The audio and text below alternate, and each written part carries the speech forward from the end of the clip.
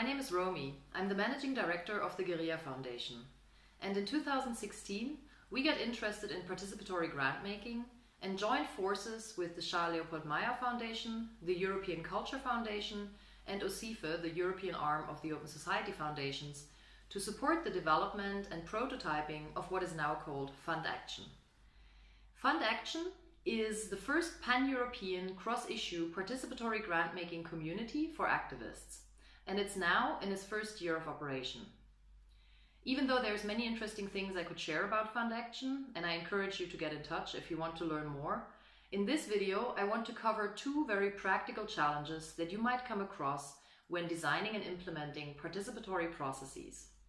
First, the issue of time and commitment on the side of your participants, and second, the issues of diversity and inclusiveness.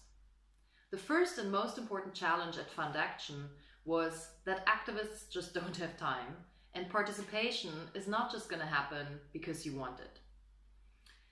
FundAction is run by an 8-people facilitation group, 7 activists and 1 funder representative.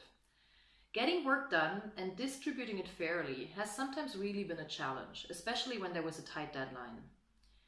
Because even if there's a compensation for activists to put in a certain amount of hours per week, sometimes their other commitments just did not allow for them to actually do this.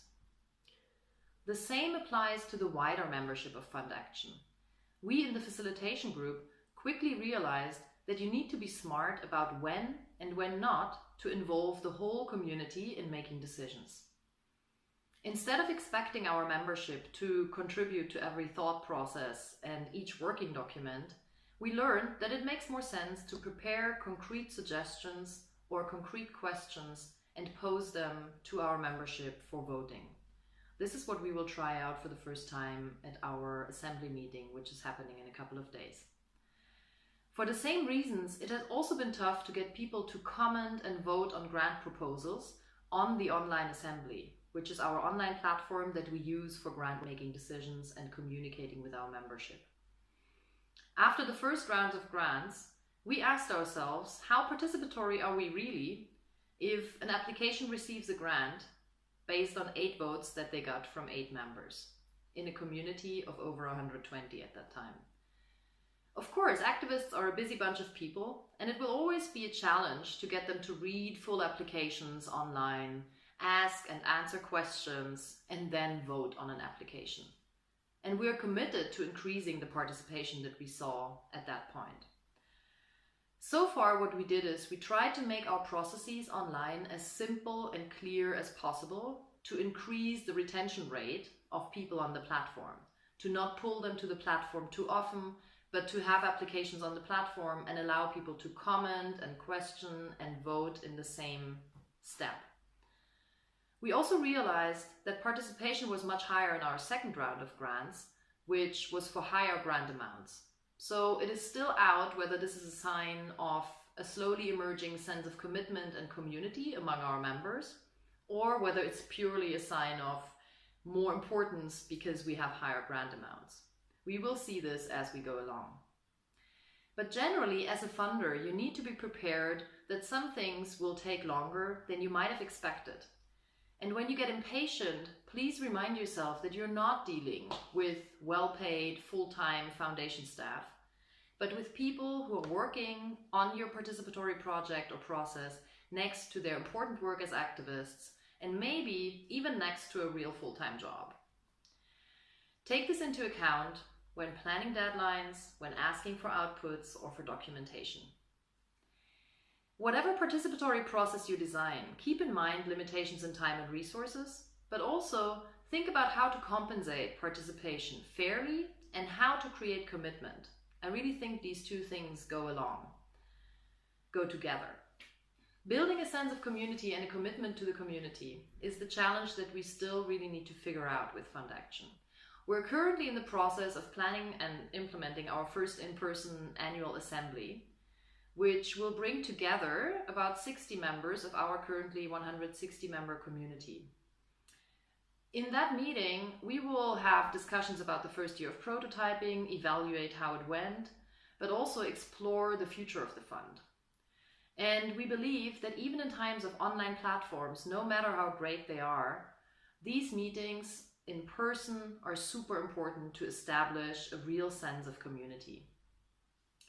Secondly, I want to briefly touch upon the issue of diversity and inclusiveness. Despite having these values at the core of FundAction from the very beginning, after a first round of invitations, we realized that our community of activists was more male, whiter, and also less diverse in terms of age than we had hoped it would be. Also, some members that had joined the platform were less representative of the grassroots activists that we from the Guerrilla Foundation wanted to see on the platform and that we were hoping to reach out by supporting FundAction. Partly this was due to self-selection. Apparently, when they receive an invitation, men are more likely than women to accept that invitation to participate in this fund. It might be that women are more reluctant or more critical, or they simply decided that they maybe don't have the time to fully do the project justice, and that's why they decided to not join. We can only speculate about the motivations at this point. But partly, our lack of diversity on the platform is also due to having an English-speaking online platform that naturally excludes a whole lot of group that we would like to reach out to. So we have to figure these challenges out still. There are many issues and challenges in this, and when planning physical meetings like our current online annual assembly, you have some members who are attending together with their kids, for example, and that is an important thing to think about when you plan a meeting like this.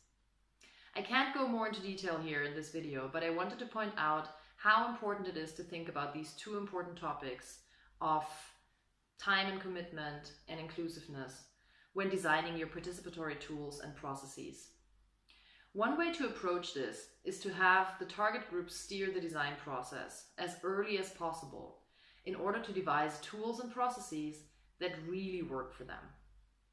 And I very much hope that these challenges do not make you shy away from trying, but to motivate you to experiment with participatory grant making, to reflect on what you're learning, and to learn as you go along, and to do it.